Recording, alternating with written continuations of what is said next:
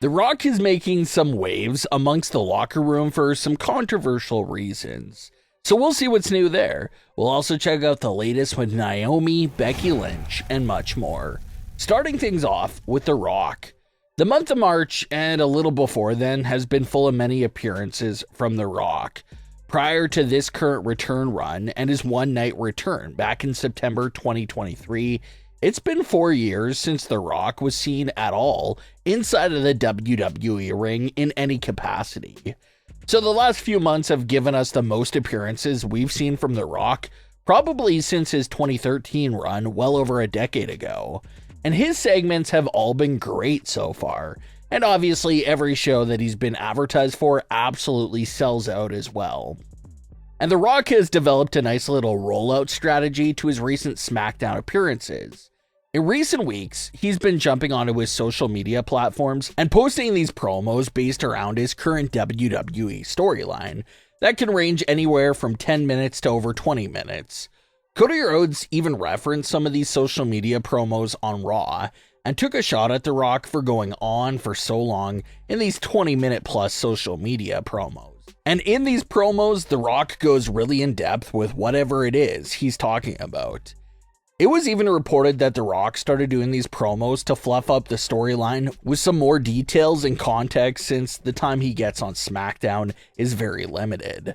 So there's no time restrictions for social media promos. And another big thing that has now started some controversy, according to reports, there's no PG-13 restrictions on these social media promos from The Rock either. He's dropping F-bombs and cursing up a storm in these social media promos.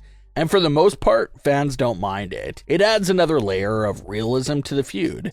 And it's obviously eye-opening since we don't usually hear those words used within WWE storylines. So it's quite impactful and really catches your attention when The Rock drops these words in there. But here's where the drama and alleged issue comes into play. New reports claim that WWE superstars allegedly just received a notice to keep all language and context PG-13, of course, on WWE television, and even on social media clips that the superstars post on their own time. The only catch being that The Rock is exempt from these rules.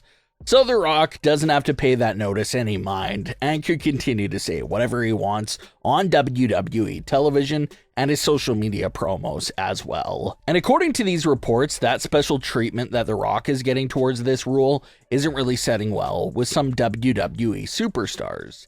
They reportedly don't think it's fair that The Rock can curse and use all these words deep within his storyline, but no one else is allowed to do that.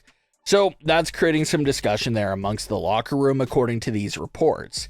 And as far as things go with The Rock, he's currently not scheduled for any more SmackDown appearances in the month of March. But assuming that WWE will bring him back for a last hype-up segment before WrestleMania, it may be possible that he could appear on that final SmackDown before WrestleMania on April 5th. The Rock will then appear during both nights of WrestleMania, where he's expected to heavily impact both of the main events.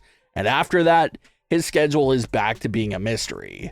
Reports have claimed that The Rock will be leaving for filming in May. So could that mean that we'll get some appearances from him post-WrestleMania in April to wrap up some things there? No one really expects WWE to fully wrap up The Rock's Bloodline story in just a matter of a few weeks. So we won't see a complete finish to the story. But it does seem more likely that the story will be left on a big twist or a cliffhanger until The Rock makes his return to the company, potentially in the back half of 2024. There was also some big progression this week for Bayley and Damage CTRL's storyline. Bayley and Dakota met in a singles match during SmackDown's main event. It went on for a bit, both women did their thing. Dakota Kai looked healthy coming off that knee injury, but as expected, this match wasn't going to end in a clean finish. The match ends in a disqualification after Damage CTRL begins jumping on Bayley, and out to Bayley's rescue was Naomi. This made perfect sense for the story, because Naomi was shown feeling sorry for Bayley's situation just last week. So Naomi came out to help and try to balance out the odds with Bayley. They did a pretty good job for a while, but once again, the numbers advantage was too much for them to handle, and Damage CTRL quickly started taking them both out. The crowd was chanting for Bianca Belair, fully expecting Bianca to come out and balance out the odds even more, but Bianca never came out. With Naomi now officially joining the fight against Damage CTRL, it looks like this story will turn in the direction of trying to get Bianca Belair to now join in.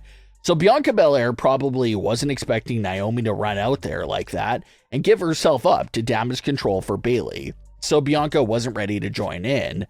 But it seems to be pretty safe to assume that we could end up seeing another conversation of some sorts between Bianca Belair and Naomi, with Bianca fully interrogating Naomi and asking her why she would put herself at risk for Bayley like that. Like we mentioned last week, Bianca Belair has had nothing but horrible experiences with Bayley, dating all the way back to 2021.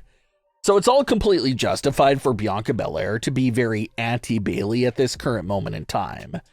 Like she told Naomi during her first conversations together about the Bayley situation, she doesn't feel bad for Bayley at all and thinks she deserves this. But it seems like what will ultimately drag Bianca Belair into this situation is her friendship with Naomi. If Naomi's going to continue to put herself in harm's way by going after Damage CTRL, we just have to assume that Bianca Belair will eventually run out there looking to solely look out for Naomi more than Bayley.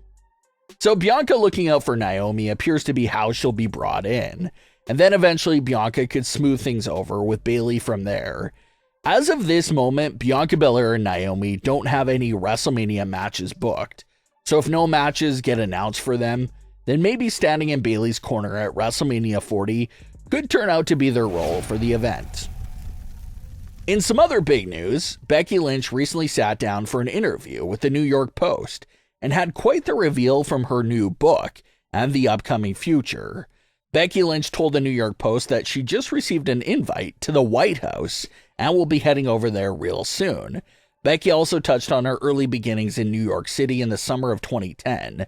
Becky said she came over to New York City with just $2,000 to her name and somehow ended up spending $600 of those dollars in her first day. She then said she would enter any pub or bar that had a flag or Ireland, just looking to find connections and find work.